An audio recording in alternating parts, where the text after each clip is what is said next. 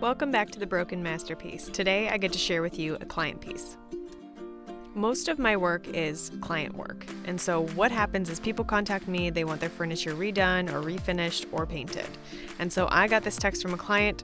She said, I have this huge coffee table and it's just too dark. It's really pretty and it serves a great purpose, but I just want it lightened up and I want it not too light, but like a beachy wood, beechwood color. So I took on this project and I've done a few for her mom, so I was happy to have her. The first thing I noticed about it was that it wasn't really wood, it was actually veneer, but it had a really thick coat of varnish on it. So first things first, we have to get that off. Here I'm using GreenEZ Strip and Clean. It's a soy-based stripper where it doesn't harm the environment, it's biodegradable, it's really great to work with, and this started working within 15 minutes. I was able to scrape that off. When you're working on areas like this, it's really good to have a stainless steel wire brush. It gets into every groove and it doesn't rip your furniture apart, but it does pull off and scrape off all the varnish and old stain. This is the finishing cleanser that they also provide after you have stripped it. To get off everything else, you're going to want to go back through with its finishing cleanser, a brush, and then what I'm using right here is steel wool, and I'm using probably a 00 or coarser. And what that does is it goes in and it just smooths everything out and it wipes everything clean.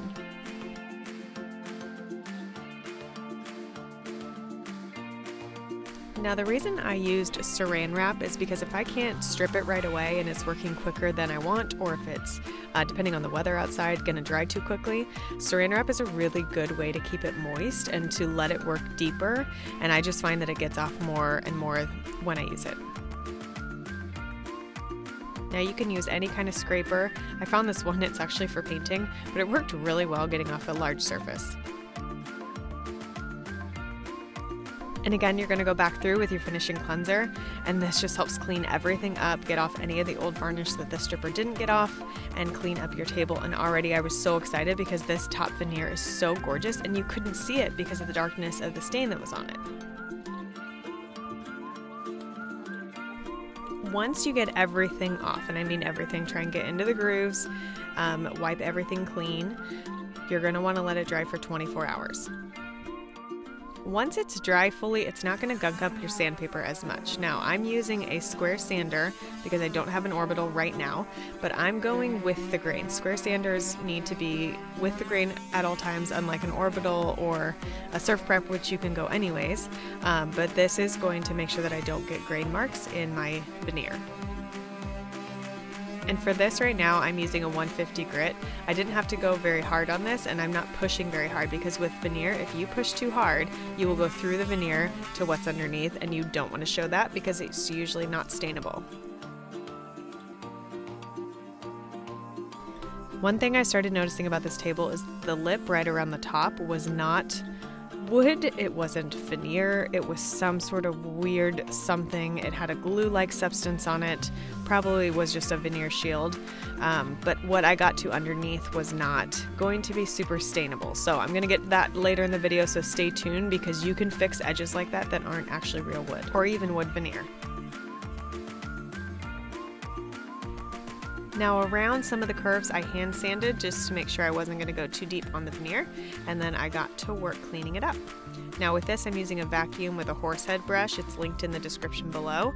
This is a really great tool to hook up to your shop vac to make sure that you are getting all the dust off. After you vacuum off the dust from the first sanding, you're going to want to go through with a lighter grit. So in this case, I'm using 180 and then a 220 grit. And I'm going through with my Surf Prep sander. This one you can move any which way you want. It's going to lower the grain down. It's going to prepare the surface for stain, and it's going to get off any last blotches. Now for time's sake, I don't video me staining this project, but you can look at my other projects for that.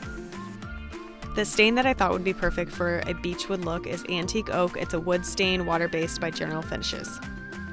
Now remember I said the lip of this on the edges was not real wood and it was gummy and just gross. So I sanded it down as much as I could, but what it did was get through a lot of the fake veneer and some of it was not stainable. And so you can go back through, and this is my quick fix. You can use colored pencils or staining pencils, and I go back through and I lighten the really dark spots that soaked up all that stain.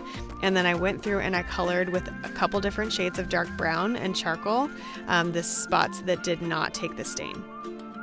It gave it that really rustic feel too, and the client loved it.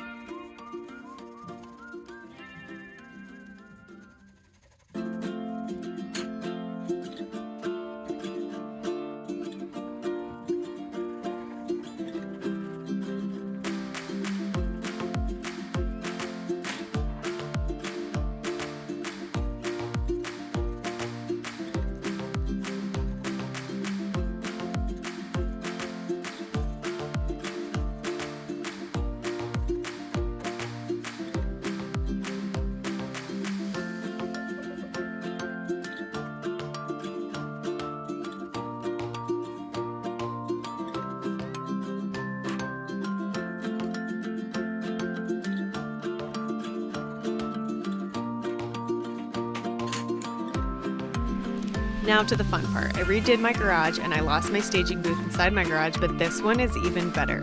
I used clamps and took this 10x10 vinyl sheet that I've had for 5 years from Amazon. I've linked it in the description.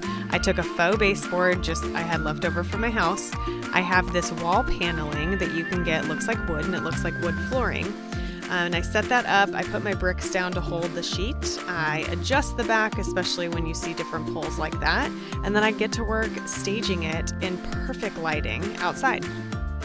When I'm staging furniture, I bring out a ton of my props from inside my house, different things I've gathered, different faux flowers. I arrange them all, and then I kind of take away everything that's just not working. Once I find something that I am satisfied with, I get to work taking pictures. You want to take pictures that are from the top, from the sides, get some portrait so the background's blurred, get it from straight on, and then you're going to want to list it for sale, or in this case, I sent those to the client and had her pick up a few days later. So what do you guys think? Let me know what you think about this table flip. You can see the wood veneer on the top so much better. It turned out gorgeous, and I love that it took the stain a little bit differently in the different areas. And again, if you want to learn how to stain furniture or paint, check out my other videos. See you guys later.